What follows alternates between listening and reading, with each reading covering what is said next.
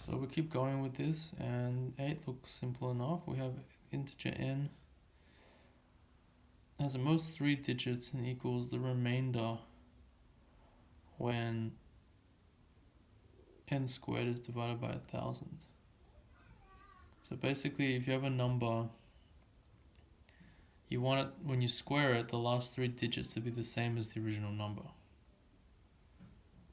Okay, so, think about that. So n squared has the same last 3 digits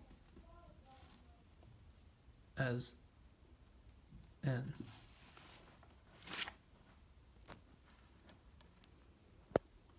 Okay, so n has at most 3 digits, and all these answers have to be less than 1000. Every 2-digit number squares to a 3-digit number, so they can't be equal.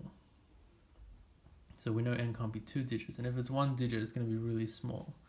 And in fact, I think it has to be 1. So we're basically looking for a 3-digit number here. And if you think about, one of the things that could come to your mind very quickly is that the last digit, there's not very many possibilities. So for example, the last digit has to square to get back itself. So it has to be 0, 1, 5, 6. Okay. If you think about it, it can't really be 0. So again, I'm going through how I'm doing it, not necessarily what the solution is. It can't be 0 because if it ended in 0, you square it, it would end in 2 zeros. Right, so then the original number would have to end in 2 zeros.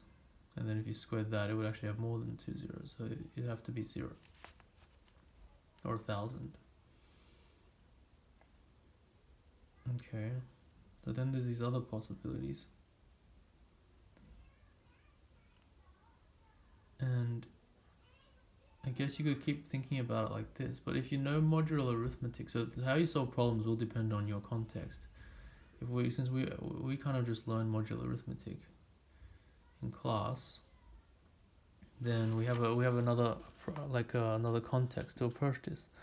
So we're basically saying n squared is equal to n mod 1000, or that n squared minus n is divisible by 1000. Okay. So if you write it like that, I think that'll suggest some number theory stuff to you. So like n times n minus 1 is equal to 1000 times something. So that means 1000, which is basically 3 2s times 3 5s. 2 cubed times 5 cubed is dividing this. Okay. So n, if it's even or odd, if it's odd, then it can't be divisible by 2 at all. But one of these has to be odd. So the other one has to be divisible by 8.